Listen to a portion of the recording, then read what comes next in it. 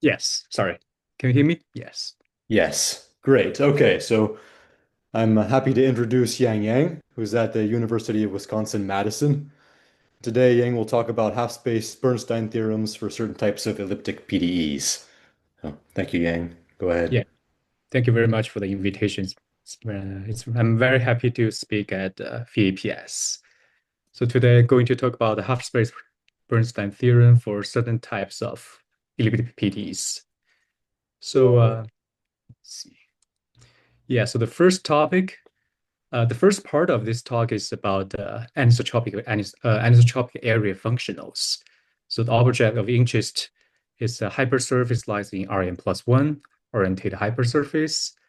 And instead of minimize the area functional, we ask something a little bit different. We minimize, uh, so it's called A sub phi of sigma, which is defined to be the integral over the hypersurface sigma of the area element, dA, but weighted by a function depends on the unit normal of the hypersurface.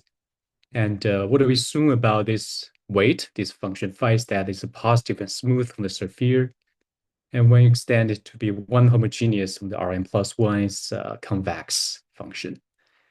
And yeah, sometimes it's convenient to think of phi as a support function of a smooth bounded uniformly convex set K. And some is also called waffle shape, which contains the origin. And the geometric meaning for this waffle shape K is that it's the solution to the isoperimetric problem associated to this functional. So if we assume that if we want to minimize this functional with a volume constraint, then the object will get exactly this waffle shape K.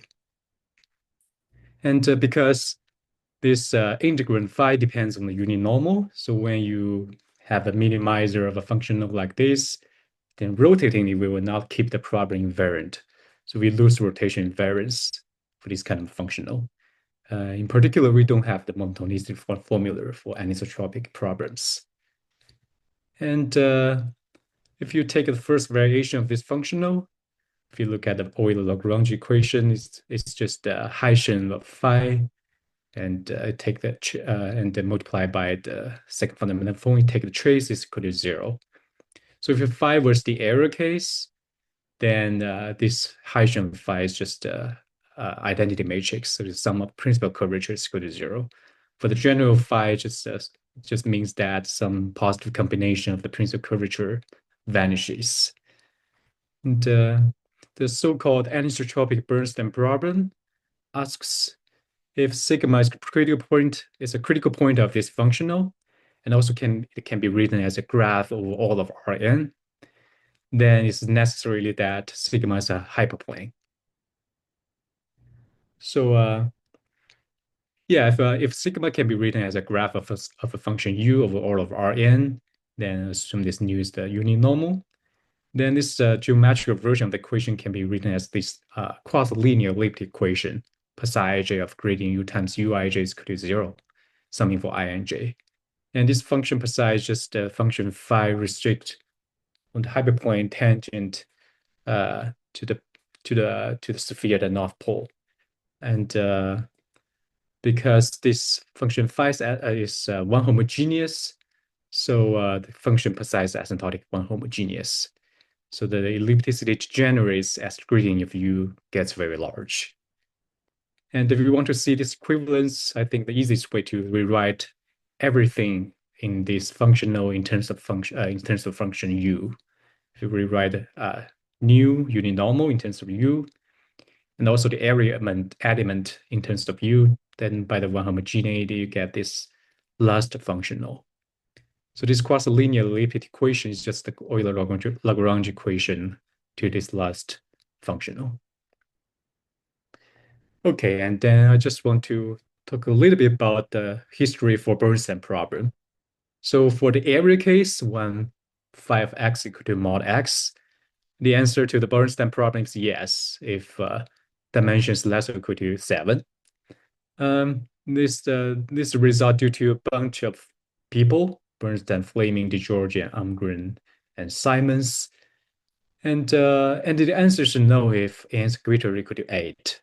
This is due to Bombier George Giusti from 1969. They did this by constructing counterexamples in high dimensions, in dimension larger or equal to 8. And for the general phi case, the solution to the anisotropic Bernstein problem is also completely solved. So first, if the answer is yes, if n is less than or equal to 3, is due to Jenkins and Leon Simon. And the answer is no if n is greater or equal to 4. We did this also by constructing counterexamples for the dimension n is bigger or equal to 4. Okay, so the first result I want to talk about today is the half-space Bernstein theorem. So first, this theorem is proved by Adler and Wang in 2021 for the minimal surface case. So they showed that for any n is bigger or equal to 2, and this Rn plus just represents the half space when x1 is bigger or equal to 1. X1 is bigger or equal to 0. And if we assume that use a solution to the minimal surface equation and agree with the linear function along the boundary of this half plane, then the result is that U is linear. So to generalize this minimal surface half-space theorem, the difficulty will be to avoid the use of monotonicity formula. Remember, we lose the monotonicity formula for this anisotropic case. Okay, so this is our first result. So we proved that for any big n bigger or equal to 2, if sigma is first can be written as a graph over a function over the half space, function u over the half space, and also this sigma is a critical point of the anisotropic area functional, and also it agrees with a linear function L on the boundary of the half space. Then U has to be linear. So the first remark I want to bring up is that first, the proof relies only on maximum principle and ideas from fully nonlinear elliptic PDEs. In particular, we use the idea from the ABP type estimate, and also the idea from the proof of the Krylov's boundary Harnack inequality, and instead of the monotonicity formula. And the second remark is that the linear, because we have an counterexample for the general Bernstein problem in dimension 4 and higher. So, but now this theorem holds for any dimensions bigger or equal to 2. So really the linear boundary data is quite powerful to get this rigidity result. And the last one is that after performing a linear transformation, we can always assume L is constantly equal to 0. So you just achieve 0 boundary data at the boundary of the half, it should be, at the boundary of the half space. Okay, so and then I want to introduce some notations. So this is a 2D picture. You can think of the other directions point perpendicular to the screen. So we assume this is our x1 axis and x plus 1 axis, and this is our assume this is our hypersurface sigma, and always it can bound above and below 2 half hyperplanes. So we assume that this H plus lies above this hyperplane, this hypersurface sigma, and this hyperplane H minus lies below this hypersurface sigma. And there are many options for this H plus, but we choose to be the graph of A plus x1, so that this A is the infimum of all such A's, so that it lies above this hypersurface sigma. And we choose A minus to be the supremum of all such half hyperplane that lies below this hypersurface sigma. So this is the notations. And also we assume that sigma k is the rescaling of the hypersurface sigma, below down of the hypersurface sigma, and the UK is this rescaling of the original U. So this sigma k is just a graph of function uk. Okay, then and there are two useful identities I'm gonna use later. The first one is that the boundary of the waffle shape is just a gradient image of function phi on the unit sphere. So if phi was the area case, then it's just equal. The boundary of the waffle shape is just equal to the unit sphere. And also, if you consider the unit normal of the boundary of the waffle shape, is just equal to x. The reason is that but this is because the one homogeneity of this function phi. So x lies in the kernel of the Hessian function phi. So it's that unit normal is just equal to x. And if you differentiate this equation, we get the identity 2 differentiated with respect to x. Then we know the second fundamental form of the waffle shape is equal to the inverse Hessian of phi at point x. Okay. So and then let's go to the proof of the result one. The first step, we want to show that if an anisotropic minimal surface S lies on one side of a hyperplane and is so very close to the hyperplane at one single point, then we want to show that then the surface remains close to the hyperplane over a large portion, over which it can also be written as a graph of some function. So the first step to prove this this claim is that we show that every vertical cylinder over ball of radius epsilon, there's some point uh, in S that at a distance at most c times this epsilon from the hyperplane. So probably it's easier to look at this picture here. Suppose this is our hyperplane. So first, I just assume this to be Rn, and this is our uniball containing the zero. So for example, this hypersurface sigma is very close to this hyperplane Rn at the origin point, and it's of a height epsilon. So the first step is to show that over every vertical cylinder of radius epsilon, the capital S has to contain some point of height at most some universal constant times this epsilon. So suppose this is not the case, then there exists some vertical cylinder. This does not contain a point of height c times epsilon. Then we can always construct such a barrier, so which takes constant over this inside of this vertical cylinder and becomes very convex on the other region, so that it becomes a sub-solution to the anisotropic minimal surface equation. So and then we can just slide this barrier until it touches, and then we get a contradiction by the maximum principle. Okay, so then we show that over every vertical cylinder of radius epsilon, at least one point of contains at least one point over distance c times epsilon.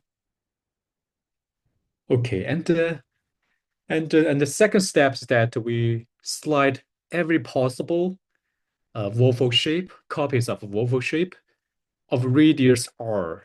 So this r is roughly like epsilon to the power 1/3. We select every possible r, rk, so that it touches this waffle shape.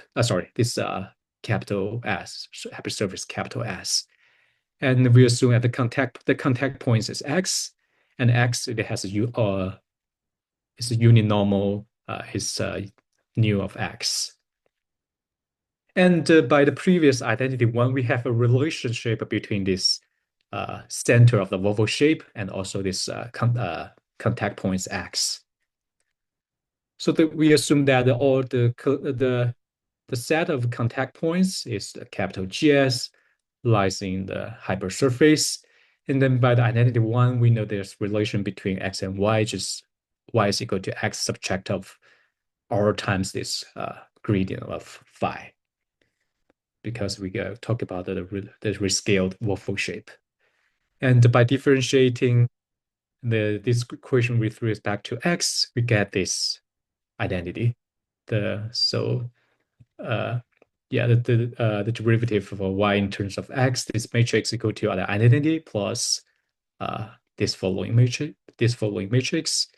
And by identity two, we have a formula for the second fundamental form for the waffle shape, which will be minus to the inverse times the inverse height of phi. So I put the minus the R inverse. We put the R inverse here because it's the rescaled waffle shape. And by the comparison principle, so we know the second fundamental form of the hypersurface S should be bigger or equal to the minus of the second fundamental form of the waffle shape. So here I put minus because here we take the outer uninormal, so we need to swap the sign of the second fundamental form.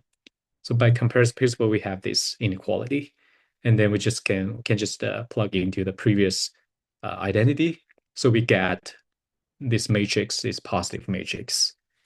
And because the second term for this identity is trace-free because as satisfied the anisotropic minimal surface equation.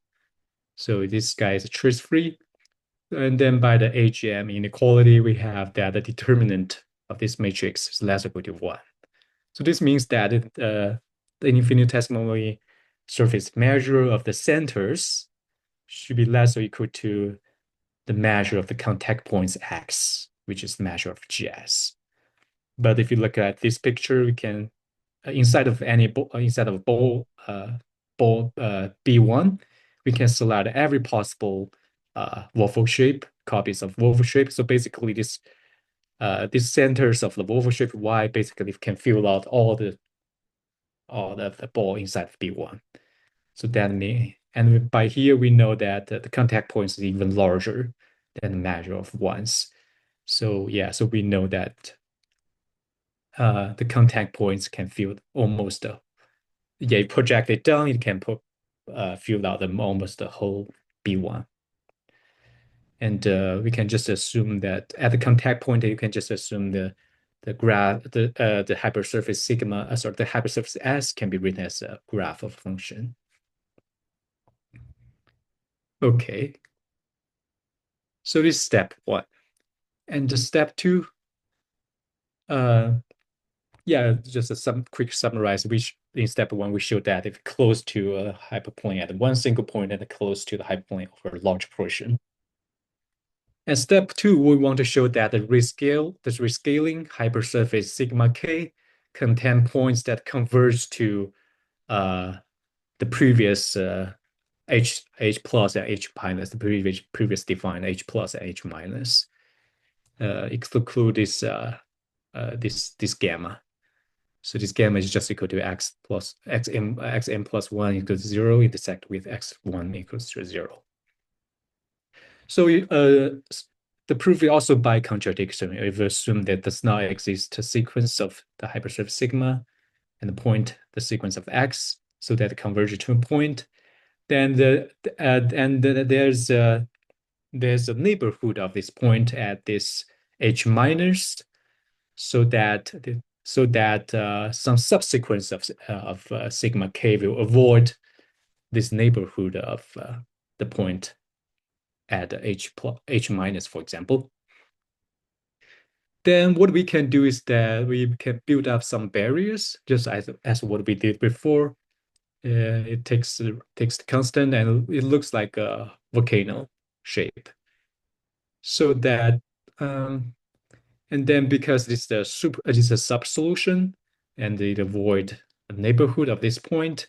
So by maximum principle, it will also avoid this sigma kj near the origin, near near gamma. So that it means that we can tilt up a little bit our half hyperplane H minus. And this is a contradiction to the definition of H minus, because if you remember, we take H minus to be the supremo of all A minus, so that it lies below this hypersurface. So this is a contradiction. that means that uh, sigma k, the sequence sigma k always contains points xk that converge to a point inside of H minus. I have a question, sorry. So how do you know the original one that you have this first two hyperplane to start with? Sorry, what do you mean? How do you know that the limits are not that these two hyperplanes that Oh, you yeah. originally So are here not we're not taking. vertical?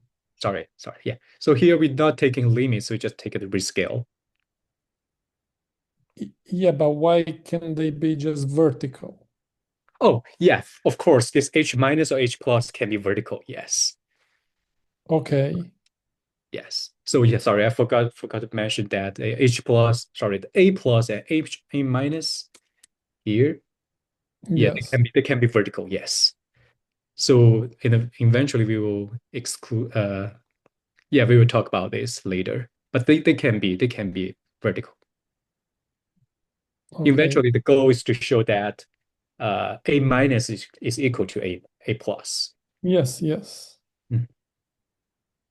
Okay. Okay. Hmm. Sure. Uh, right. If, for example, if H minus is vertical, then we can just think of this graph over the x1 direction. Look at this picture. Okay. And then step three is that, yeah, let's just quick summarize the step two. We proved that uh, the sequence of x that converge to a point in the H minus hyperplane. And then we can show that H plus is in fact equal to H minus. So the first case is that if H plus minus, they are both real numbers, they're not vertical. And by the definition, of course, yeah, we assume by contradiction that H minus is strictly less than H plus. Then by step one, step two implies that uh, this sigma k are simultaneously close to both H plus and H minus because we can rescale this sigma k to converge. It will be very close to one single point to H plus or H minus. And by step one, we know it's close to one single point and close to a large portion of this hyperplane. So it has to. Sorry, let me take. How can I take notes here?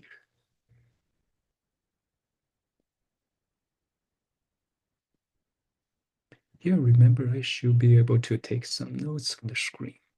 So anyhow, yeah. So that means they should go close to the H plus and then go down to also close to H minus. But there will be a contradiction to the graphicality of sigma k. So this is not possible. And the next cases we will discuss H plus is equal to positive infinity, which yeah. Any questions? Sorry. So why is this contradiction if H plus and H minus are both vertical? Uh-huh. Why contradiction that No. it's Here gonna we be are close to both of them? sure. Yeah, here we assume they are real numbers. They're not. Okay. Okay. Sorry. Okay. Sorry. Yeah, and in the following case, we discuss the case that H plus is vertical, that corresponding to A plus is positive infinity. And we split into two subcases. First, the A minus is still real numbers.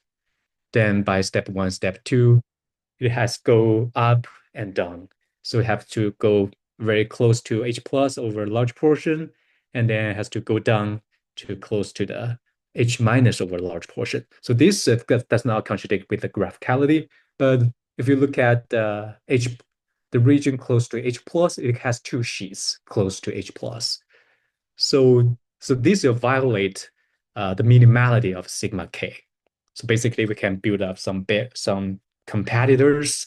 Then we can show that in fact these competitors has even smaller anisotropic minimal anisotropic area than this sigma k. So yeah, so this part is contradiction to the minimality. And the second subcase is that if A minus is equal to minus infinity, and both of these two hyperplane are vertical, then again, sigma k has to go down and go either go down and go up and go down, or go down or go up.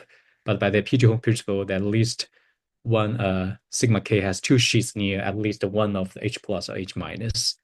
So no matter which happens, it still has two sheets near one of the H plus or H minus, and will contradicts with the minimality of sigma k. So then we show that so A plus has to be equal to H minus, so sigma is the hyperplane. So it's the first part of my talk. And the second part is about Alan-Kahn's equations. So here we consider the Zinzberg-Landau energy functional. So J of U omega is defined to be the functional like this. It's a gradient term plus a potential term. And we assume that the absolute value of U is less than or equal to 1. So where it is a W is called double well potential with minima at plus minus 1, and not also satisfy these conditions. And the classical double well potential is this WS is equal to 1/4 of x1 minus x squared. And corresponding this to this classical double well potential, we have the classical Alan-Kahn's equation. And to minimize the energy J, you need to solve this Euler-Lagrange equation. Gradient U is equal to W prime of U in omega. Okay, and then the behavior of U in the larger domains can be given by the behavior of rescaled functions U epsilon in B1. So if you want to, if you minimize J in the ball of a very big ball, then by this rescaling that U sigma will minimize the scale and the scaled energy J epsilon in B1. Okay. And then next I want to talk about the connection between this Alan-Kahn energy functional with the solution to the Alan-Kahn's equation to the minimal surfaces. So first, this sigma J by previous is equal to this rescaled functional. It's bigger or equal to this guy, just by the core area formula, this gradient of V times ds can be written as a Hausdorff measure of its level sets V, so that we know this guy is bigger or equal to that than this new integral. Though heuristically, J epsilon is minimized by the function V if every level set is minimal surface, minimal parameters, and also this equation holds. So this equation will yield V is equal to H naught of this the gamma divided by epsilon, where this the gamma just sign distance from zero level set, and this H naught is just the solution to this ODE. Okay. And then in general, the level set cannot be all minimal surfaces. However, when this S is not too close to plus minus 1, and sigma is very small. So if S is not very close to plus minus 1, and if the sigma is very, very small, then that means the gradient of V is very large. So that means if we know the zero level set is minimal, then the other level sets will be because the gradient is very large, the hypersurface becomes very vertical. So the other level set will be very close to the zero level set, essentially. So they are essentially minimal as well.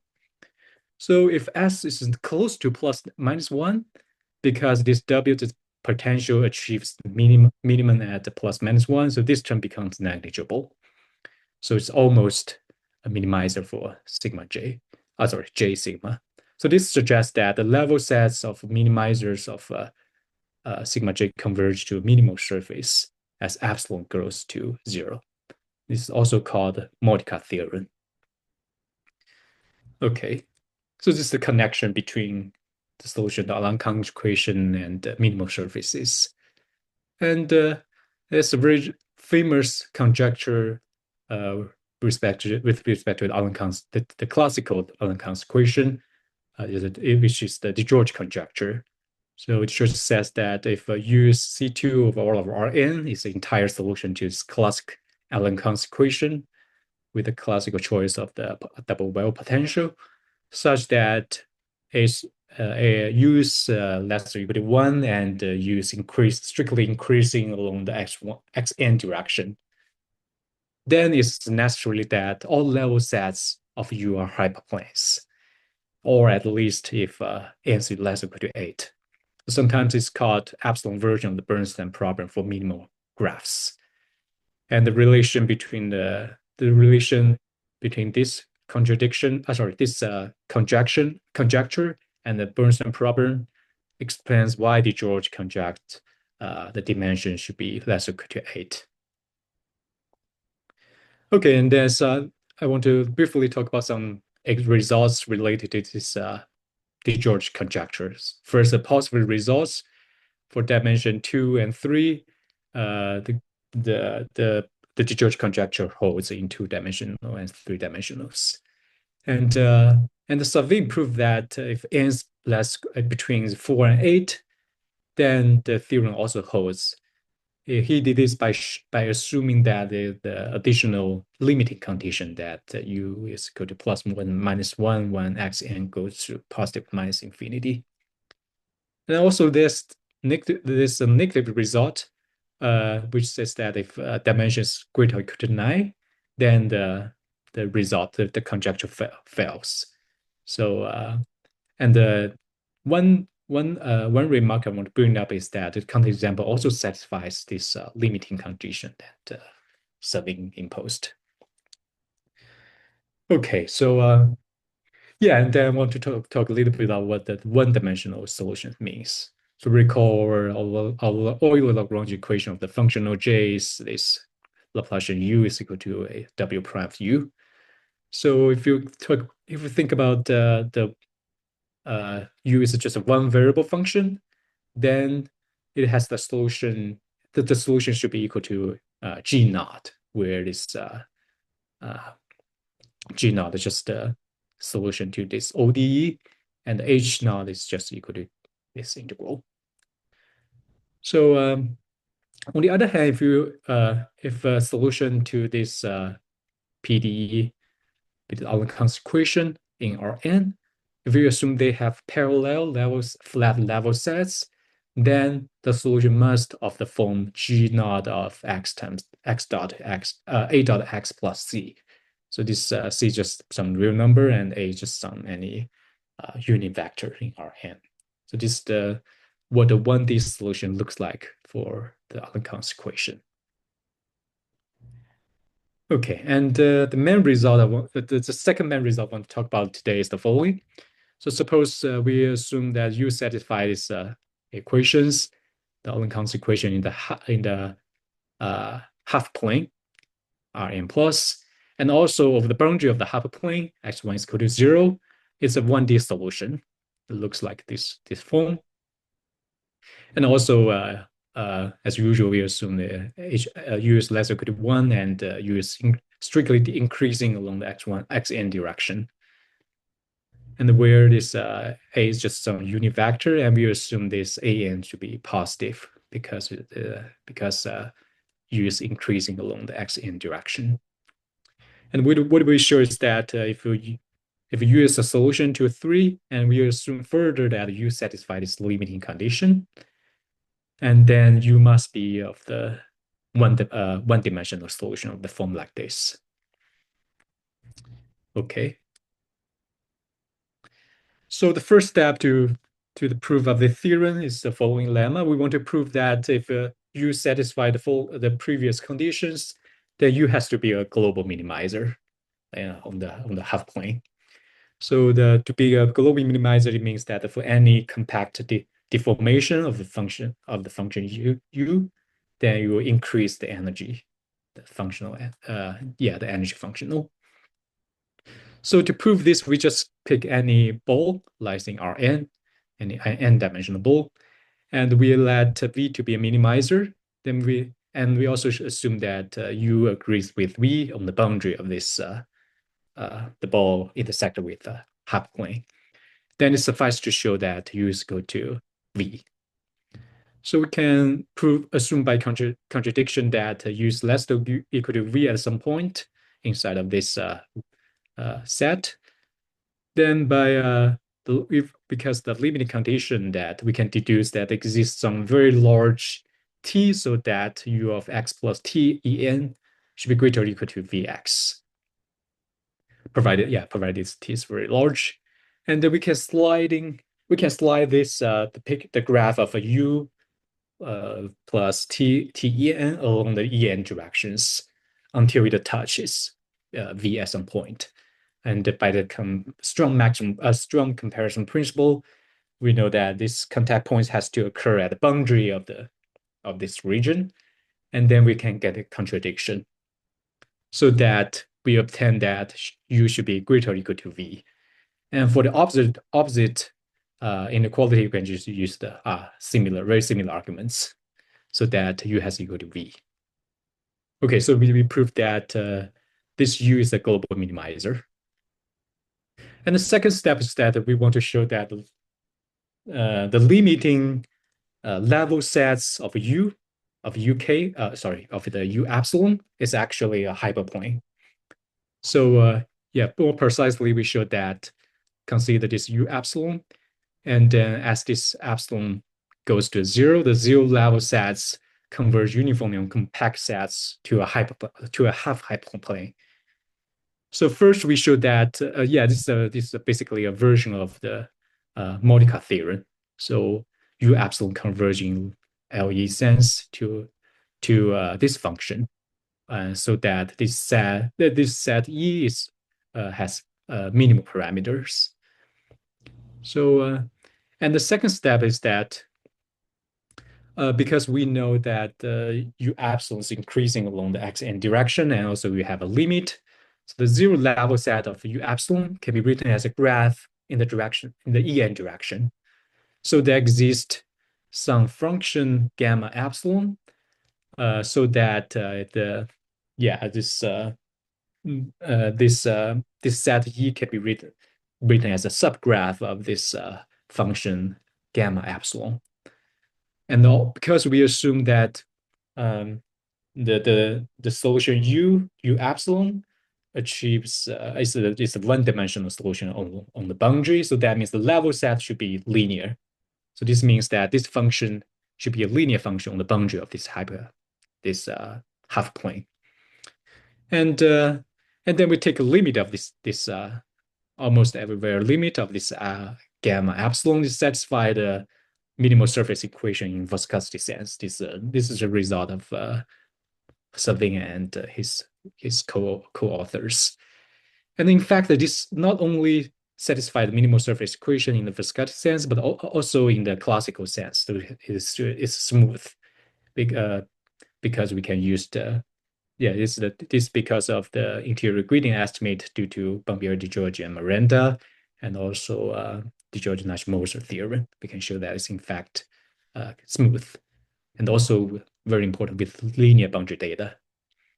And by the main result one, if a function satisfies the minimum anisotropic minimal surface equation, and also it's smooth and also achieves linear boundary data, it has to be flat. So we show that this limit, the limit of the zero level set is in fact a hyperplane. And then we just used, and then the step 3 is show that not only the limit of the zero level set is a hyperplane, also the zero level set for the original function U is a hyperplane. So we define this H plus and H minus as huge as before, and we just we already proved that the boundary of the minimal of the set E is a minimal surface which is also flat, and then we can take a sequence of the U, so that because it's converge almost everywhere to this minimal surface. And then we assume that the half hyperplane is not equal to the minimal surface boundary, which is boundary of E. There has an angle in between. So that means there will be a, for any point here, you can pick there will, so this hyperplane avoid a neighborhood of this point. Then we can use the similar arguments, can build up a barrier, and then it has to lies yeah, it has to lies below this after sliding this barrier. It has a contradiction to the equation, to the minimal surface equation. So this is a contradiction. That means that we cannot have the angle in between this h minus and the minimal parameter E. So this means that h plus should be equal to h minus, and they should be equal to the limit zero hyperplane, zero level set, which also shows that U is a hyperplane. Okay, so this is all I want to talk about today. Thank you. Thanks a lot, Yang. This is a beautiful talk. So yeah, we'll open the floor for any questions.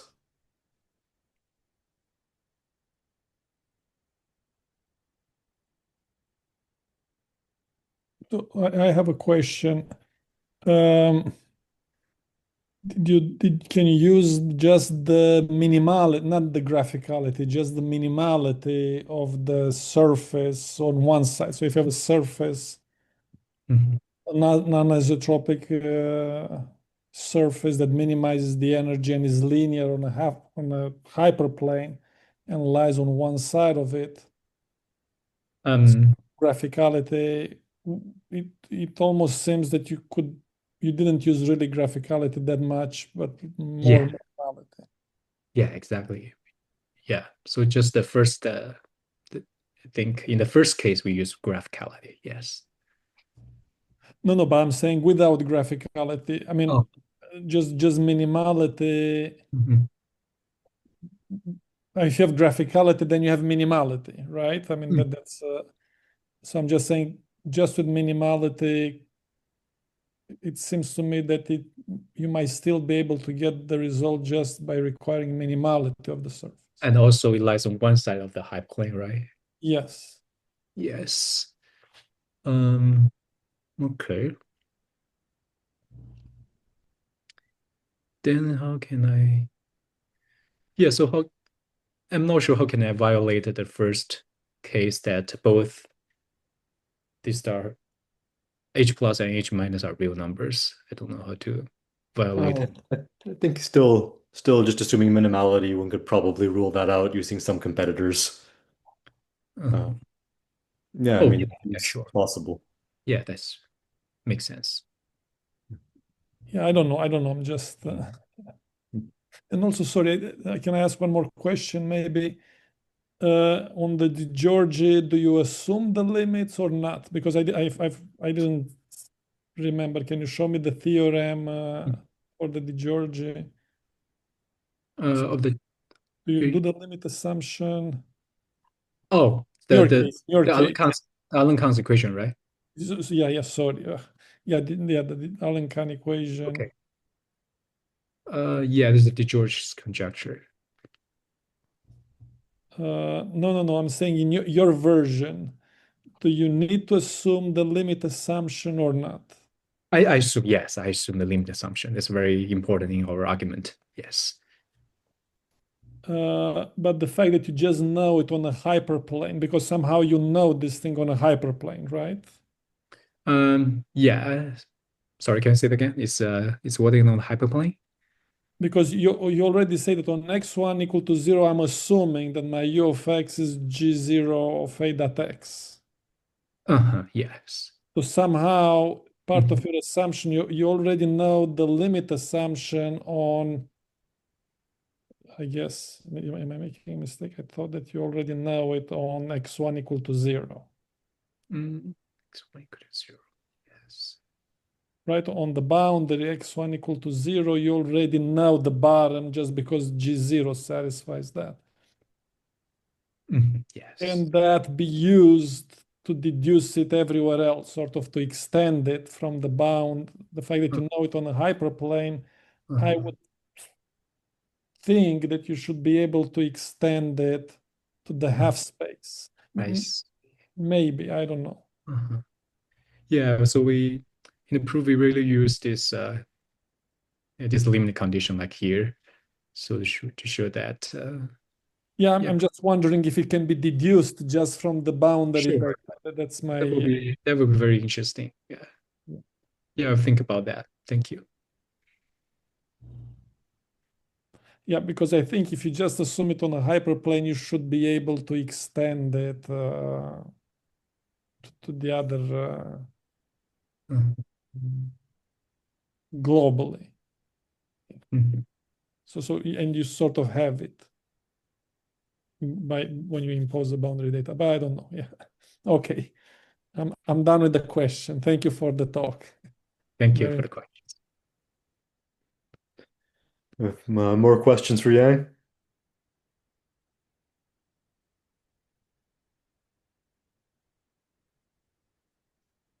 It seems not. So Actually, sorry, one more question. So can you do like the Georgi for anisotropic? Yeah, that's also a possible directions. Yes. Yeah, okay. Yeah. Right. So in that case, you'd want to apply our half-space theorem for anisotropic minimal surfaces Yeah, that's true. for the blowdowns. Yeah. Okay, if there are no more questions, let's thank Yang again.